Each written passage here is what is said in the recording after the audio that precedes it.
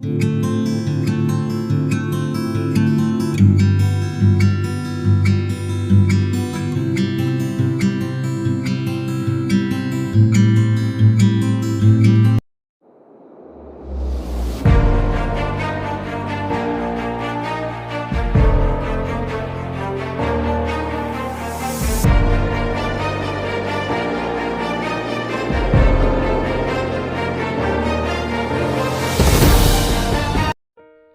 मसीही भाई बहनों को यीशु के नाम में शालोम, प्रेज द लॉर्ड, जय मसीह की। यीशु द सेवियर मिनिस्ट्री और मैं प्रभु यीशु मसीह में आपका भाई जेम्स, आप सभी का इस बाइबल अध्ययन कार्यक्रम में एक बार फिर से बहुत बहुत स्वागत और परमेश्वर का धन्यवाद करते हैं। मेरे प्यारे भाई बहनों, हम अध्ययन कर रहे हैं भजन संहिता की पुस्तक का और एक छोटी सी प्रार्थना के साथ आज के अध्ययन को हम शुरू करेंगे। हालेलुया, धन्यवाद पिता परमेश्वर, धन्यवाद करते पिता, धन्यवाद करते पिता परमेश्वर, धन्यवाद करते हैं आपके अद्भुत रीति वाले प्रेम के लिए जो आपने अपने इकलौते पुत्र को देकर हम सभी पर प्रकट किया। धन्यवाद करते महान पिता परमेश्वर आपके अनुग्रह, आपके महान प्रेम, आपकी तमाम स्वर्गीय आशीषों के लिए। धन्यवाद करते हैं इस बाइबल स्टडी प्रोग्राम के लिए जिससे हम आपके वचनों को सीख पा रहे हैं। पिता परमेश्वर होने दे पिता परमेश्वर, हमेशा की तरह आज के अध्ययन में भी पवित्र आत्मा हमारी सहायता मदद अगुवाई करे, सत्य वचनों को ठीक रीति से सिखाए ताकि हम आपके ग्रहण योग्य बने और आपके राज्य के लिए इस्तेमाल हो सके। पिता परमेश्वर होने दे पिता, आज के अध्ययन में पिता परमेश्वर आप हमारी पूर्ण रूप से अगुवाई कीजिए। सारी व्यवस्थाओं को हम आपके धर्ममय दाहिने हाथ में सौंपते हैं। पिता परमेश्वर आप हमारी मदद और अगुवाई कीजिए। सारा आदर देते हैं, सारी महिमा देते हैं और इस प्रार्थना को यीशु के सामर्थ्य और पवित्र नाम में मांगते हैं, आमीन।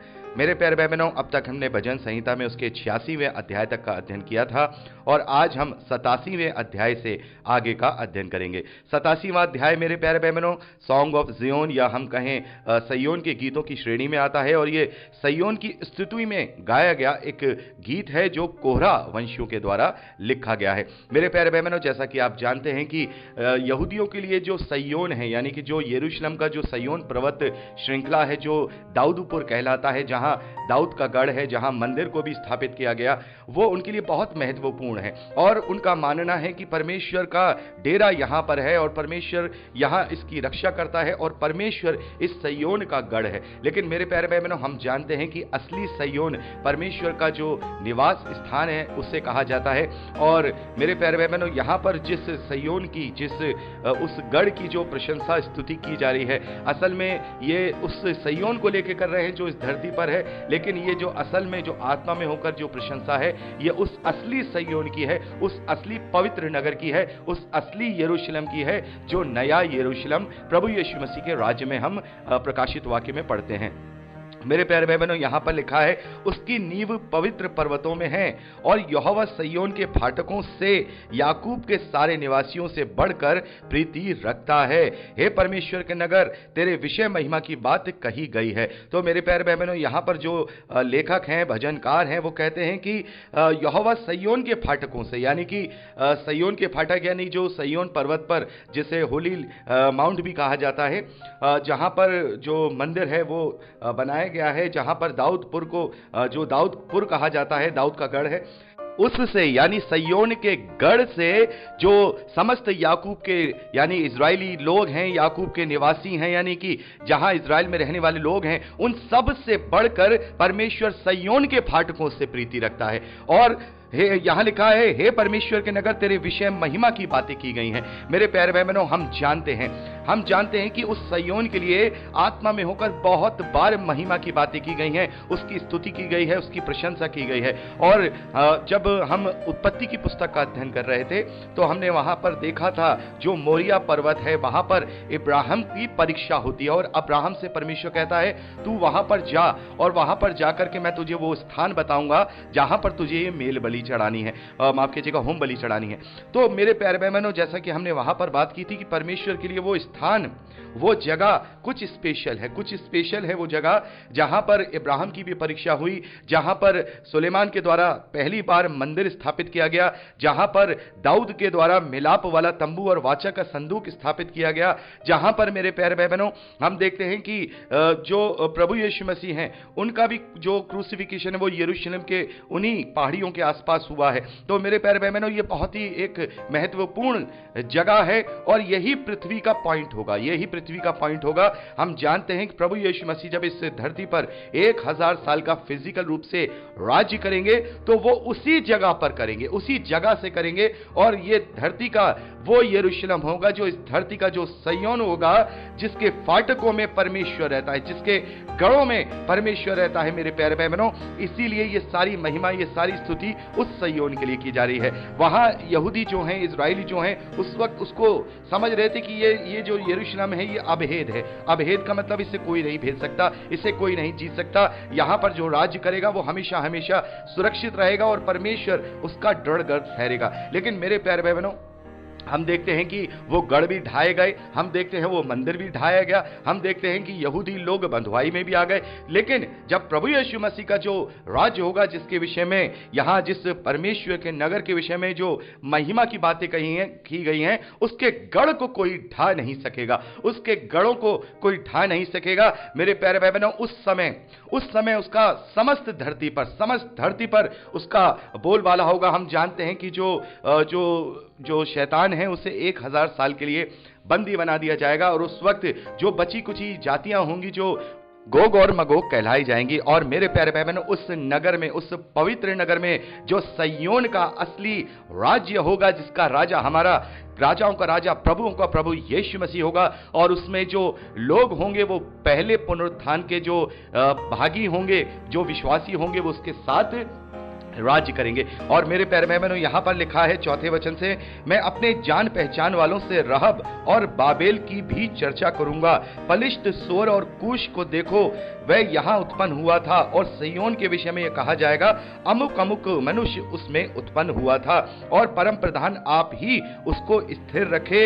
यहोवा जब देश देश के लोगों का नाम लिख कर गिन लेगा, तब ये कहेगा यह वहां उत्पन्न हुआ था। मेरे प्यारे भाई बहनों, यहां पर जो बात की जा रही है वो इजराइल में उत्पन्न हुए जो इजरायली लोग हैं, उनके विषय में बात की जा रही है कि ये वहां पर इसने जन्म लिया था, ये इजराइल है, ये वहां का है, ये कूश देश का है, ये रहब का यानी कि मिस्र का है, ये बाबेल का है यानी कि बेबीलोन का है, ये पलिश्त का यानी कि पलिश्तियों का है, ये सोर का है, ये कूश यानी अफ्रीका का है। लेकिन यहां पर लिखा है कि परमेश्वर देश देश के लोगों का नाम लिखकर गिन लेगा, तब कहेगा वह यहां उत्पन्न हुआ था। आपको समझना होगा, यहां पर तो जो भजनकार हैं वो ये कह रहे हैं कि इजराइल में जो उत्पन्न हुआ है उसको वहां पर वो वहां रहेगा और परमेश्वर उसकी महिमा करेगा। लेकिन मेरे प्यारे भाई बहनों, उस देश में, उस नगर में, उस असली सिय्योन के गढ़ में, जिसका राजा प्रभु यीशु मसीह होगा, उसमें ना केवल इजराइल के वंश में से उत्पन्न हुए लोग होंगे, वरन वो लोग भी होंगे जो परमेश्वर से उत्पन्न हुए होंगे। और हम देखते हैं कि परमेश्वर वहां देख लेगा कि कौन कौन ऐसे हैं जिसने मसीह के लिए अपने आप को वध कराया, कौन कौन से ऐसे हैं जिन्होंने उस मसीह विरोधी की छाप को अपने माथे और दाहिने पर हाथ पर नहीं लिया, कौन कौन से लोग ऐसे हैं जो पहले पुनरुत्थान के भागी हैं, जो सही मायने में जल और आत्मा में होकर परमेश्वर से जन्मे हैं या परमेश्वर से उत्पन्न हुए हैं। तो चाहे अब वो अफ्रीका में ही क्यों ना उत्पन्न हुआ हो, चाहे वो मिस्र में ही क्यों ना उत्पन्न हुआ हो, चाहे वो इंडिया में हो, चाहे वो चाइना में हो, चाहे वो जापान में हो, कहीं भी हो, जिसने भी प्रभु यीशु मसीह पर विश्वास किया है वो अब वहां का उत्पन्न हुआ माना जाएगा, यानी कि उसकी सिटीजनशिप उस जगह की हो जाएगी। देखिए मेरे प्यारे भाई बहनों, यहां पर इजरायलियों का यह मानना है कि जो लोग इजराइल में उत्पन्न होंगे उनकी नागरिकता यहां सिय्योन की होगी या यहूदा के देश की होगी, लेकिन हमारी नागरिकता प्रभु यीशु मसीह पर विश्वास करने के द्वारा होती है, क्योंकि उस नगर के नागरिक हम, चाहे दुनिया के किसी भी कोने में जन्म क्यों न लें, अगर हम प्रभु के पीछे चलने वाले हैं और हमने अपने आप को प्रभु के लिए वध कराया है, या हम इस योग्य हैं कि हम पहले पुनरुत्थान के भागी होंगे, तो हम वहां के नागरिक होंगे, वहां एक राज्य और याजक के रूप में वहां राज्य करेंगे। प्रभु यीशु मसीह कहते हैं कि मैं तुम्हें अपने साथ अपने सिंहासन पर बैठाऊंगा। तो मेरे प्यारे भाई बहनों, ये उसी सिय्योन की स्तुति में ये गीत कहा गया है, और ये लोग जब ये गीत गाया करते थे तो ये उस फिजिकल गढ़ के लिए गाया करते थे, क्योंकि जब राजा दाऊद के समय में देखते हैं और राजा दाऊद के बेटे सुलेमान के समय में देखते हैं, तो राजा दाऊद ने तो पूरा जो इजराइल का जो उसका यहूदा का जो क्षेत्र था उसने पूरा सुरक्षित कर दिया था, और जो राजा सुलेमान का जब राज्य आया है तो बिल्कुल वो शांति वाला देश था, शांति वाला समय था। किसी पड़ोसी की, किसी शत्रु की इतनी हिम्मत नहीं थी कि वो सुलेमान की तरफ आंख उठा करके भी देख सके। इतना खौफ, इतना जैसे कहते इतना भय उन लोगों में व्याप्त था। तो मेरे प्यारे भाई बहनों, उसी समय का जो इस्राएली लोग हैं आज भी इन भजनों को पढ़ के, इन गीतों को पढ़ के आज भी उस राज्य का ये क्या कर रहे हैं, इंतजार कर रहे हैं। लेकिन इन्हें पता नहीं है कि वो राज्य अब मनुष्य के द्वारा नहीं आएगा, बल्कि परमेश्वर के इकलौते पुत्र, मनुष्य का पुत्र प्रभु यीशु मसीह के द्वारा अब जब उसका द्वितीय आगमन होगा तब वो राज्य आएगा। तब ये जो सिय्योन की स्तुति में जो प्रशंसा की बातें कही गई हैं, उसकी महिमा की बातें कही गई हैं, तब जाकर के पूरी होंगी। तो मेरे प्यारे भाई बहनों, एक तरीके से ये सिय्योन के गीत तो है, लेकिन ये एक इंडिकेशन में प्रभु यीशु मसीह के उस 1000वें साल के राज्य को इंडिकेट करता है। तो मेरे प्यारे भाई बहनों, यहाँ 7 वचन थे और आप इसको पढ़ ही चुके हैं। मैंने ज्यादातर वचन यहाँ डिस्क्राइब कर दिए हैं। अब समय है कि हम 88वें अध्याय से आगे का अध्ययन करें।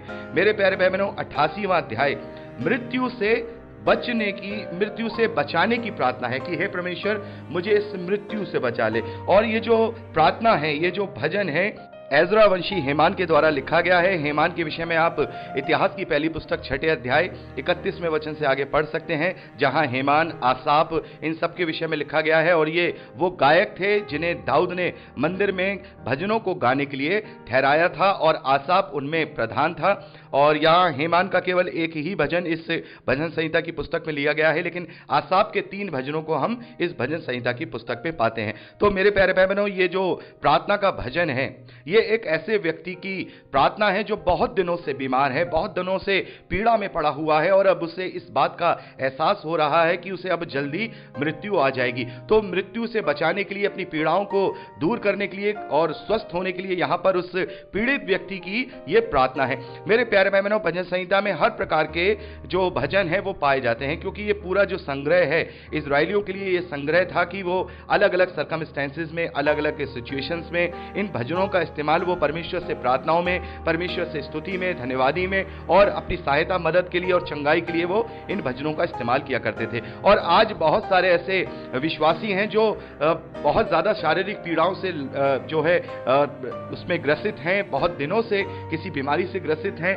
और वो अब उन्हें इस बात का एहसास हो रहा होता है कि उन्हें मृत्यु आ रही होती है। तो बहुत सारे अगुवे इस वचन को, इस भजन को प्रार्थना करके क्लेम करने के लिए कहते हैं। लेकिन मेरे प्यारे भाई बहनों, हमें इस प्रकार से मृत्यु से बचने के लिए प्रार्थना नहीं करनी है। परमेश्वर से हम चंगाई के लिए प्रार्थना तो कर सकते हैं, परमेश्वर से हम अपने जो हमारी तकलीफ है, जो हमारे शारीरिक पीड़ा है, उसको दूर करने के लिए निवेदन तो कर सकते हैं, लेकिन मृत्यु से बचाने की हम प्रार्थना नहीं कर सकते हैं, क्योंकि मेरे प्यारे भाई बहनों, हम तो मृत्यु से ऑलरेडी बच चुके हैं। ये मृत्यु हमारा कुछ नहीं बिगाड़ सकती, इस मृत्यु का कोई डंका नहीं रहा है। प्रभु यीशु मसीह ने अब इस मृत्यु को अपने पांव तले, अपने एड़ी तले कुचल दिया है। अब इस मृत्यु का डंक नहीं रहा है। हम जो मसीह पर विश्वास करते हैं, प्रभु यीशु मसीह पर विश्वास करते हैं, हम आत्मा में नया जन्म पा चुके हैं, और हम परमेश्वर के बीज के द्वारा नए सिरे से परमेश्वर की संतान होकर के उत्पन्न हुए हैं।